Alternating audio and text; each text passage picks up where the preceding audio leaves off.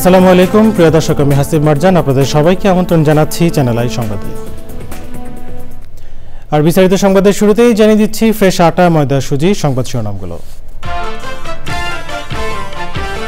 টেকসই সংস্কারের সংসদ প্রয়োজন আবারও বললেন তারেক। সংস্কার আওয়ামী লীগের বিচার নির্বাচনের অন্তরায় নয়, এবি পার্টির প্রতিষ্ঠা বার্ষিকীতে মন্তব্য। বাংলাদেশ থেকে 15,000-এর বেশি হজযাত্রী সৌদি আরবে, এখনও ভিসা জটিলতায় সরকারি ব্যবস্থাপনার অনেকে। বাজারে নতুন চাল উঠতে শুরু করলেও দাম কমেছে সামান্যই, মুরগি ডিমের বাড়তি দামে ক্রেতাদের অস্বস্তি।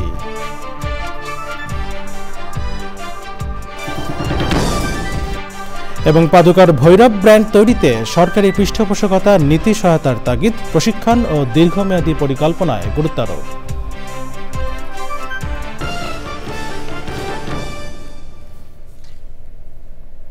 সংবাদ শিরোনামগুলো জানাচ্ছিলাম। এখনকার সংবাদ আয়োজন একই সঙ্গে চ্যানেলের ইউটিউব চ্যানেলে এবং চ্যানেলের ওটিটি প্ল্যাটফর্ম স্ক্রিনে লাইভ স্ট্রিম হচ্ছে। চলে হচ্ছে বিস্তারিত সংবাদে।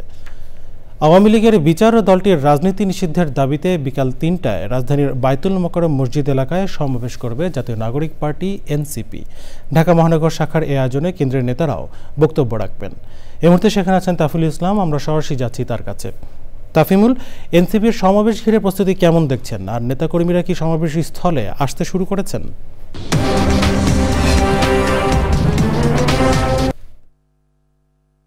আমি আছি এখন বায়তুল মোকাররমের দক্ষিণ গেটে। এখানে কিন্তু এনসিপির জাতীয় নাগরিক পার্টির ঢাকা মহানগরের যে মহানগরী রয়েছে উত্তর এবং দক্ষিণের আয়োজনে কিন্তু এখানে একটি তারা সমাবেশ আয়োজন করেছে। সমাবেশে 3টার দিকে শুরু হওয়ার কথা থাকলেও কিন্তু নামাজের পরবর্তীতে নেতাকর্মীরা কিন্তু এসে উপস্থিত হওয়া শুরু হয়েছেন আমরা দেখেছি। এছাড়াও আমরা দেখেছি যে কেন্দ্রীয় যে নেতারা রয়েছেন তারাও কিন্তু এসে এখানে উপস্থিত হয়েছেন। আজকের এই সমাবেশটা আসলে আয়োজন করছে আওয়ামী লীগ এবং তার যে দোসররা রয়েছেন তাদের বিচারের দাবিতে। এছাড়াও তারা বলছেন যে 24-এর যে গণহত্যা সংঘটিত হয়েছে আওয়ামী লীগকে নিষিদ্ধ করার পাশাপাশি রাজনৈতিকভাবে তাদের কর্মকাণ্ড সব বন্ধ করতে হবে। এছাড়া 2009 সালের পিলখানা হত্যাকাণ্ড থেকে শুরু করে 2021 সালে মোদি বিরোধী হত্যাকাণ্ড রয়েছে, এই হত্যাকাণ্ডও কিন্তু তারা বিচার হয়েছে। তাদের আজকে যে 7 দফা দাবি রয়েছে, এই 7 দফা দাবির মধ্যে কিন্তু যে 2009 সালে পিলখানা হত্যাকাণ্ড, 2013 সালে যে শাপলা হত্যাকাণ্ড রয়েছেন, এছাড়া হচ্ছে 14, 18 এবং 24 সালের যে নির্বাচন রয়েছেন, এই নির্বাচনে যারা কুশীলভ রয়েছেন তাদের বিচারের দাবি কিন্তু তারা বলছেন। একই সাথে তারা বলছেন যে শুধু আওয়ামী লীগ নয়, আওয়ামী লীগের সাথে তার অঙ্গ সংগঠন যারা ছিল তাদের সবারই কিন্তু রাজনৈতিকভাবে তারা কিন্তু রাজনৈতিকভাবে নিষিদ্ধের দাবি তুলছেন আজকের এই সমাবেশ থেকে। তাফিমুল, আপনাকে ধন্যবাদ। আমরা পরবর্তীতে নিশ্চয়ই এই সমাবেশ নিয়ে আরও তথ্য জানবো আপনার কাছ থেকে। এনসিপি সমাবেশকে সরাসরি জানাচ্ছিলেন তাফিমুল ইসলাম। বিএনপির ভারপ্রাপ্ত চেয়ারম্যান তারেক রহমান বলেছেন, গুণগত ও টেকসই সংস্কারের জন্যই জনগণের নির্বাচিত প্রতিনিধি ও সংসদ প্রয়োজন। জনগণের আকাঙ্ক্ষাকে অবহেলা করে বিরাজনীতিকরণের চেষ্টা হলে তা গণতন্ত্রকে ঝুঁকিতে ফেলবে। এবি পার্টির 5ম প্রতিষ্ঠাবার্ষিকীর অনুষ্ঠানে তিনি বলেন, জাতীয় নির্বাচনের আগে স্থানীয় নির্বাচন হলে পুনর্বাসনের সুযোগ নিতে পারে পলাতক স্বৈরাচারের দোসররা। অনুষ্ঠানে এনসিপি আহ্বায়ক নাহিদ ইসলাম বলেন, সংস্কার, নির্বাচন ও আওয়ামী লীগের বিচার কোনোটির অন্তরায় নয়। রিপোর্ট আরও জানাচ্ছেন আক্তার হোসেন। দলীয় কার্যালয় থেকে বর্ণাঢ্য শোভাযাত্রার মধ্য দিয়ে 5ম প্রতিষ্ঠাবার্ষিকীর উদযাপন শুরু করে আমার বাংলাদেশ পার্টির নেতাকর্মীরা।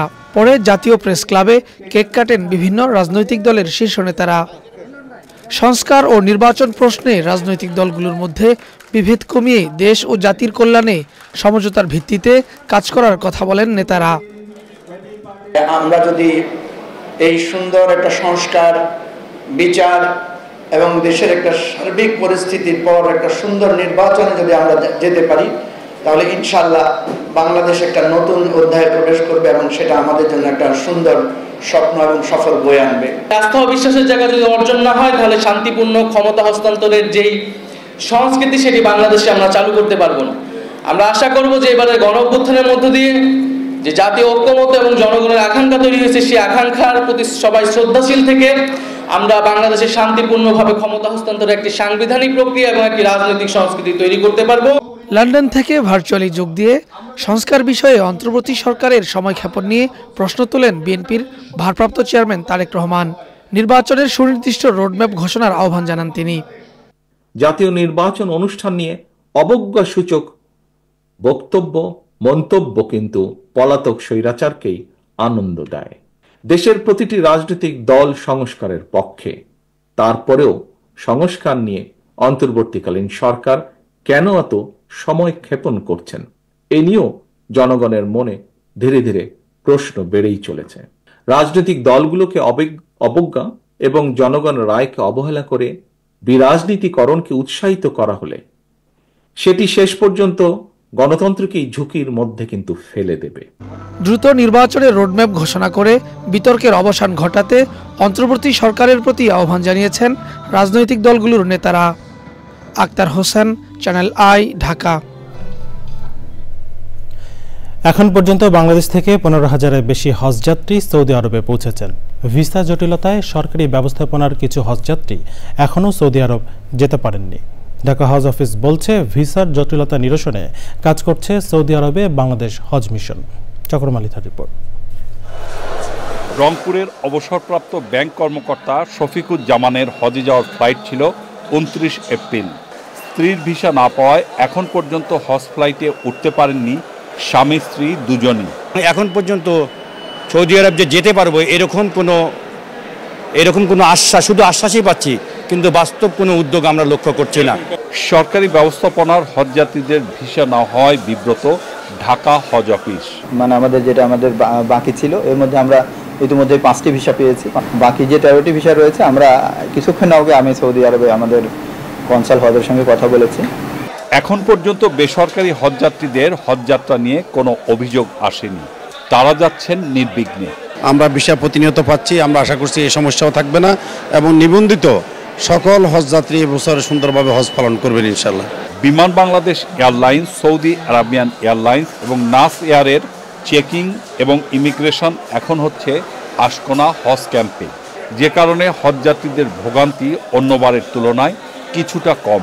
বলার মতো না, ভাষায় প্রকাশ করার মতো না। আমরা 3 ভাই বোন যাচ্ছি। জীবনে যা ভুল ভ্রান্ত করছি, বাকি জীবনে যেন যা দোয়া কবুল করবে আল্লাহ যেন কবুল করে, আল্লাহ যেন মাফ করে দেয়, আল্লাহ যেন জান্নাত দান করে। বাড়তি পাওয়া সৌদি আরব অংশের ইমিগ্রেশন এবার ঢাকার হজরত শাহজালাল আন্তর্জাতিক বিমানবন্দরে। বাংলাদেশ থেকে আল্লাহর এই মেহমানদের যাত্রা শুরু হয়েছে 29 এপ্রিল থেকে, চলবে 31 মে পর্যন্ত। পবিত্র হজ পালন শেষে হাজিরা ফিরতে শুরু করবেন 10 জুন থেকে। চকর Malitha, channel I, Hajj camp, Dhaka.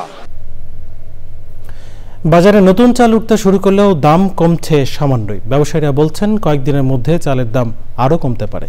দাম বাড়ানোর পর বোতলজাত সয়াবিন তেলের সরবরাহ স্বাভাবিক আছে। শাকসবজির দাম এখনও নাগালের মধ্যে থাকলেও বেড়েছে ডিম ও মুরগির। বিস্তারিত পরগাজমের রিপোর্টে। নতুন চাল আসতে শুরু করেছে বাজারে, তবে পুরোদমে না আসায় এখনো দাম আশানুরূপ কমেনি। নতুন চাল মিনিকেট 75-80, আর আটের চাল 60 টাকা 62 টাকা, তারপরে নাদির চাল আছে আপনার 75 টাকা 80 টাকা। ব্যবসায়ীরা বলছেন, এবার ধানের ফলন বেশি হয়, কয়েকদিনের মধ্যে চালের দাম কমতে পারে। ফুল সিজন আসলে আমাদের আশাবাদী কমসে কম 5 টাকা কেজিতে কমার কথা।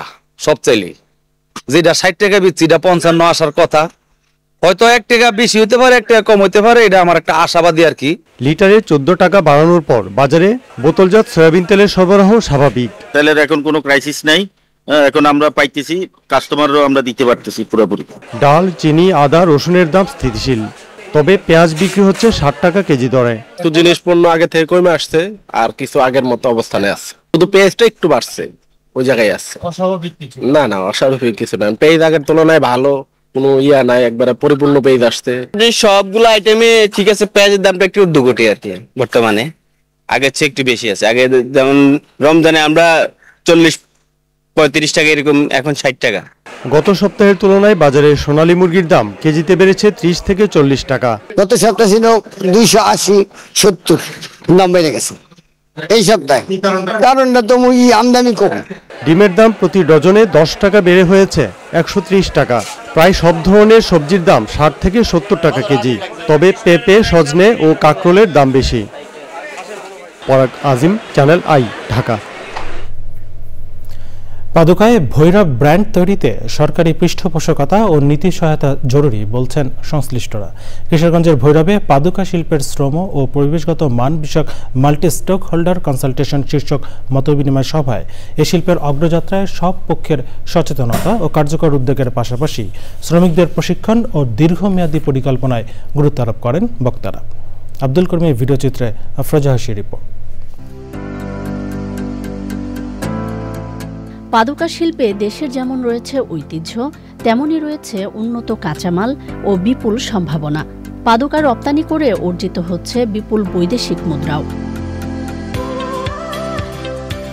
তবে উন্নয়নের এই পথযাত্রায় আঞ্চলিক গণ্ডিতেই সীমাবদ্ধ কিশোরগঞ্জের ভৈরবের পাদুকা শিল্প। বিভিন্ন গবেষণা বলছে পাদুকা শিল্পে প্রসিদ্ধ এই অঞ্চলে রয়েছে ছোট বড় প্রায় 10,000-এর বেশি কারখানা। বিনিয়োগ রয়েছে গড়ে 300 কোটি টাকা। 10,000 নারীসহ কর্মসংস্থান হয়েছে প্রায় 2.5 লাখ মানুষের। তবে অব্যবস্থাপনা ও পৃষ্ঠপোষকতার অভাবে সংকটে এই অঞ্চলের পাদুকা শিল্প। এমন বাস্তবতায় সামাজিক, অর্থনৈতিক ও পরিবেশগত মান উন্নয়নে ভৈরবের পাদুকা শিল্পের শ্রম ও পরিবেশগত মান বিষয়ক মাল্টি স্টেক হোল্ডার কনসালটেশন শীর্ষক মতবিনিময় সভায় পাদুকা শিল্পের বিকাশে প্রতিবন্ধকতা ও সংকট উত্তরণে করণীয় বিষয়ে নানা পরামর্শ তুলে ধরেন বক্তারা। ভৈরবের পণ্যগুলা রপ্তানি হয়ে বাইরে, দেশের বাইরে আমরা রপ্তানি করতে পারি, বিদেশি মুদ্রা আমরা অর্জন করতে পারি, তখন আমরা গার্মেন্টস শিল্পের এবং সকল যে আইন কারণ আমরা মাইনা চলার মতন ব্যবস্থা থাকবে। Bangladesh has made remarkable progress in the labor in the global footwear market. Ensuring compliance in these areas is not just about meeting international standards. It's about protecting people, the planet, and the long-term sustainability of the industry.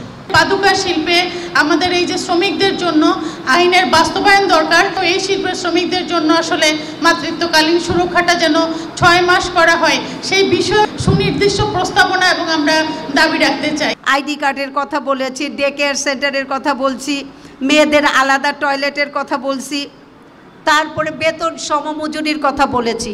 এই সব কয়টি দিতে হবে। নিয়ম কানুন আইন শৃঙ্খলার মধ্যে আসলেই পাদুকা শিল্প অনেক উন্নতি করবে। আমরা চাই যে এখানে একটি মডার্ন ট্রেনিং সেন্টার থাকবে, যার মাধ্যমে আমরা আমাদের যে শিল্পটাকে কুটির শিল্পের জায়গা থেকে বড় ইন্ডাস্ট্রিয়াল পর্যায়ে আমরা নিয়ে যেতে পারবো। শ্রম আইন ও আন্তর্জাতিক মানদণ্ডের যথাযথ বাস্তবায়নের মাধ্যমে টেকসই চামড়া খাত বিনির্মাণ সম্ভব বলেছেন প্রকৃতি ও জীবন ফাউন্ডেশনের চেয়ারম্যান বীর মুক্তিযোদ্ধা মুকিত মজুমদার বাবু। যেভাবে এই শিল্পটাকে ধরে রাখা উচিত ছিল, এগিয়ে নিয়ে যাওয়া উচিত ছিল, সেটা কিন্তু হয়নি। চামড়া প্রক্রিয়াকরণে বিভিন্ন রাসায়নিক, রং এবং অন্যান্য বিষাক্ত পদার্থ ব্যবহৃত হয়। বর্জ্য অব্যবস্থাপনার কারণে মানব স্বাস্থ্যের জন্য অত্যন্ত ক্ষতিকর এসব কেমিক্যাল প্রতিনিয়ত মিশে যাচ্ছে নদী, খাল ও জলাশয়ে।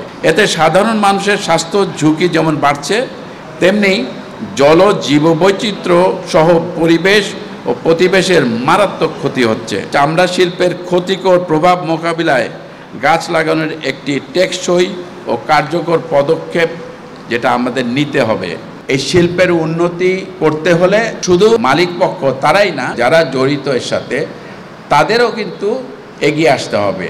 পাশাপাশি একটি জিনিস লাগবে, সেটা হলো সরকারের সদিচ্ছা। অনেক প্রতিবন্ধকতা আছে এই শিল্প চালাতে গিয়ে, সেই জায়গাগুলোকেও কিন্তু সরকারের সদিচ্ছার মাধ্যমে একটা সুফল আনতে হবে। Building a sustainable leather sector in Bangladesh প্রকল্পের আওতায় ইউরোপীয় ইউনিয়নের অর্থায়ন ও সলিডার সুইসের তত্ত্বাবধানে আয়োজনের সহযোগী প্রকৃতি ও জীবন ফাউন্ডেশন, সবুজের অভিযান ফাউন্ডেশন এবং ওশি ফাউন্ডেশন। আফরোজা হাসি, চ্যানেল আই।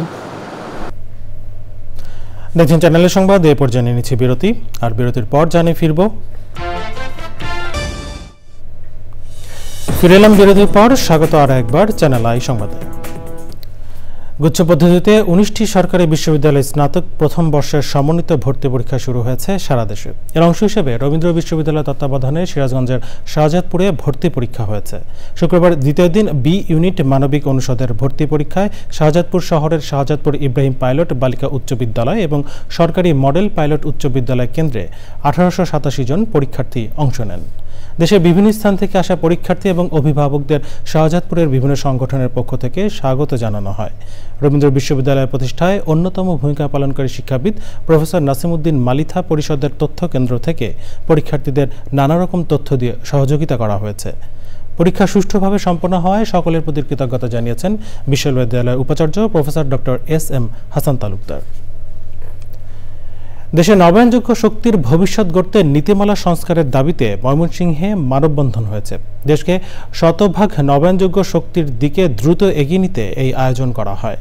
মানববন্ধনে বক্তারা নবায়নযোগ্য জ্বালানি প্রকল্পের দ্রুত অনুমোদনের জন্য একক সেবা কেন্দ্র সহ প্রযুক্তির আমদানি শুল্ক কমানোর দাবি জানান।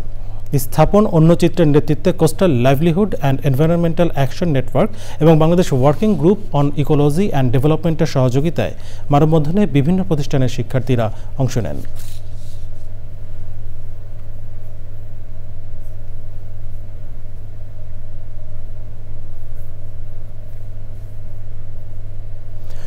খুঁড়িয়ে খুঁড়িয়ে চলছে চাঁদপুর জেলার ইউনিয়ন স্বাস্থ্য ও পরিবার কল্যাণ কেন্দ্রগুলো। কাঙ্ক্ষিত চিকিৎসা সেবা ও ঔষধ পাচ্ছেন না কেন্দ্রে আসা নিম্ন আয়ের মানুষ। এতে ক্ষোভ নিয়ে বাড়ি ফিরছেন অনেকে। সংকট দূর করতে দ্রুত প্রয়োজনীয় পদক্ষেপ গ্রহণের দাবি জানিয়েছেন স্থানীয়রা। 2-1 মাসের মধ্যেই অবস্থার উন্নতি হবে বলে আশ্বাস দিয়েছে কর্তৃপক্ষ। মুর্শিদ আলমের তথ্য ভিডিওচিত্রে রিপোর্ট করছেন নাজিব বেগ।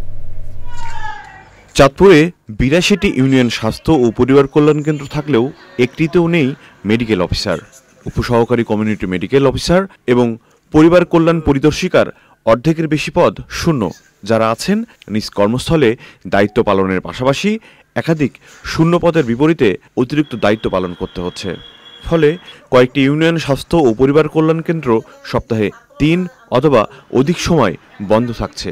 এতে দুর্ভোগে পড়তে হচ্ছে প্রান্তিক রোগীদের। সবসময় থাকে না ডাক্তার, কিন্তু সাধারণ জনভোগান্তি হয়। মাইয়াটা সিজারের রোগী, বাচ্চা ঠান্ডা, যাই একটা ওষুধ হয় না, বাচ্চাটা লইয়া ঘুরিয়ে ওষুধ কিছু পাইছি, কিছু রোগের পাই না আর কি। ওনাকে যে কর্মচারী আছে যারা চাকরি করে ওনারা আগে গেল, হেরা আগে মেন ডাক্তার যে হের কোনো খবর নেই। পর্যাপ্ত জনবল ও ওষুধ না থাকায় চিকিৎসা সেবা দিতে হিমশিম খেতে হচ্ছে বলে জানান কেন্দ্রের দায়িত্বে থাকা পরিবার কল্যাণ পরিদর্শিকারা।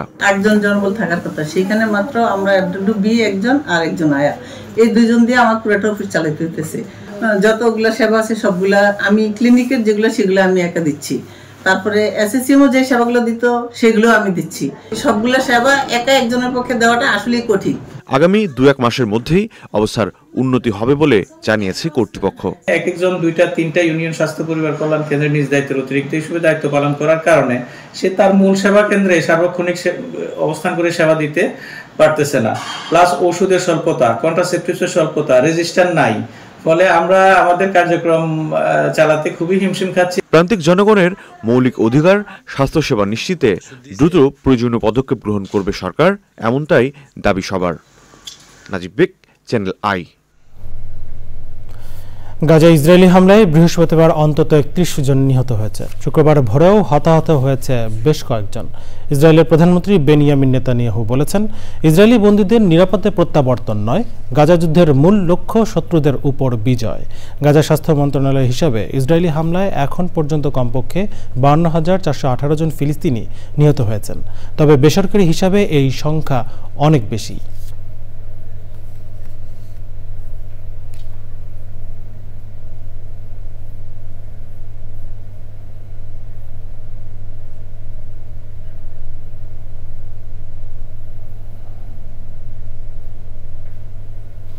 এরপর যা রয়েছে নিটল টাটা কৃষি সংবাদ।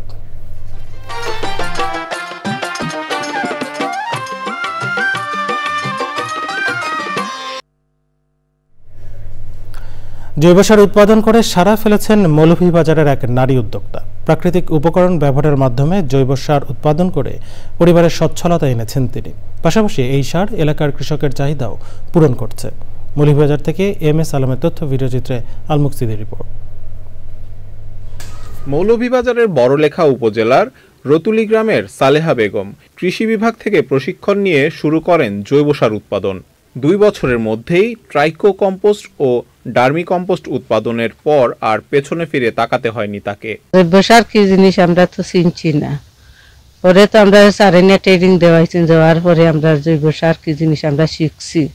শিকার পরে আমরা গুফর সবজির বাজার দিয়া খেসে খাইয়া রয়েছে জৈব সার হয়েছে হওয়ার পরে যে আমরা 20 জন আসলাম 20 জনে আমরা এখানে হয়েছি হওয়ার পরে এর সাথে আমরা বানানি আরম্ভ করছি সার বানানি গুফর মাছ তরকারির বাদা শাকসবজির বাদা কলা গাছ ফেনা ওগুলা গর্ত দিয়া ফুসাইয়া বাদে রিঙ্গ দিই খেসুয়ে খাইয়া সার হয় সার উৎপাদন করিয়া যা কি সার বা করিয়া তাও বেশিয়া নিজের হাত খরচ চালাইয়া এক্সট্রা বাচ্চাদের লেখাপড়ার খরচ আছে তারারও খরচ দিয়ার। আমরা লাল সার খালা সার আগে ব্যবহার করতাম, এখন আমরা এটা ব্যবহার করি না, আমরা নিজে তৈরি করি এখন জৈব সার। আমরা জৈব সার ব্যবহার করিয়া দেখি ফসলও ভালো ও খাইতেও ভালো, স্বাদ লাগে, মজাও লাগে। কৃষি বিভাগের সহযোগিতায় অনেকেই এই জৈব সার উৎপাদন করে স্বাবলম্বী হয়েছেন। কিছু সারের লাভ হলো এটা পরিবেশ বান্ধব, আর কিছু সার যদি আমরা ব্যবহার করি তাহলে রাসায়নিক সারের যে ব্যবহারটা সেটা আমাদের কমে আসবে। প্রতিটি ফ্যামিলি থেকে প্রায় 1 বছরে 1 টনের অধিক কিছু সার উৎপাদন হয়ে থাকে। এর মাধ্যমে এই কিছু সারটা ওই কৃষক ভাইরা যারা আছেন তারা নিজেদের জমিতে ব্যবহার করেন, আর অতিরিক্ত যে কিছু সার বা জৈব সারটা থাকে তারা এটা অন্যান্য কৃষকের কাছে বিক্রি করে আর্থিকভাবে লাভবান হচ্ছেন। জৈব সার উৎপাদন গ্রামীণ নারীদের আর্থিক সচ্ছলতার পথ খুলে দিয়েছে বলছেন সংশ্লিষ্টরা। আল মুকসিদ, চ্যানেল আই। এখন দেখবেন প্রকৃতি সংবাদ।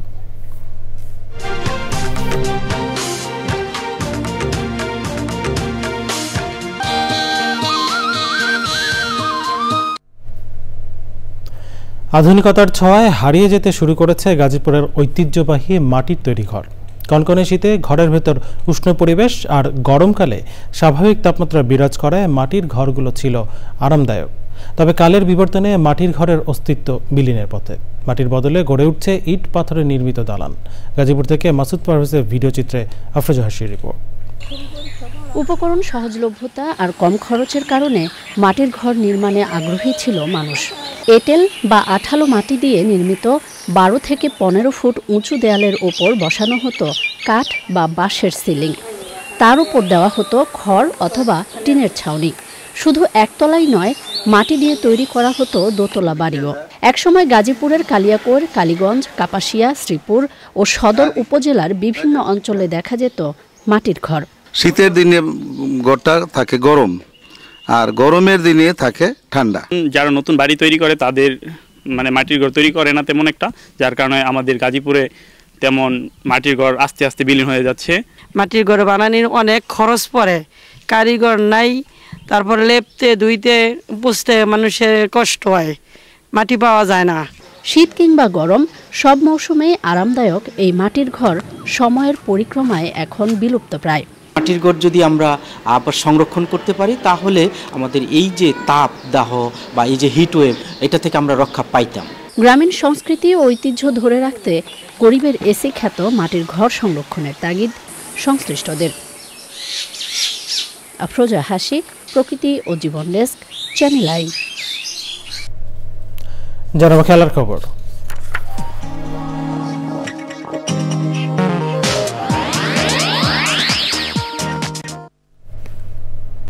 সংবাদ শেষ করবো, তবে যাবার আগে ফ্রেশ আটা, ময়দা, সুজি সংবাদ শিরোনামগুলো জানিয়ে দিচ্ছে আরো একবার।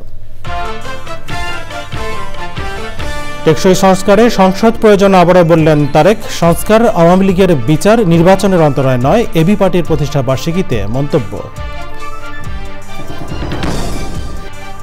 বাংলাদেশ থেকে 15,000-এর বেশি হজযাত্রী সৌদি আরবে, এখনও ভিসা জটিলতায় সরকারি ব্যবস্থাপনার অনেকে।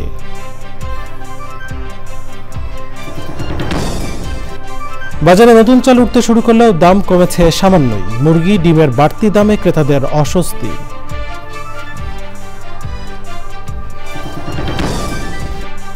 এবং পাদুকার ভৈরব ব্র্যান্ড তৈরিতে সরকারি পৃষ্ঠপোষকতা, নীতি সহায়তার তাগিদ, প্রশিক্ষণ ও দীর্ঘমেয়াদী পরিকল্পনায় গুরুত্ব আরোপ।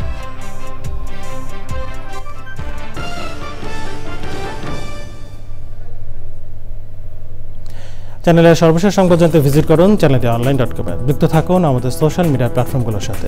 এই ছিল চ্যানেলের সংবাদের এখনকার আয়োজন। এতক্ষণ সাথে থাকার জন্য ধন্যবাদ সবাইকে।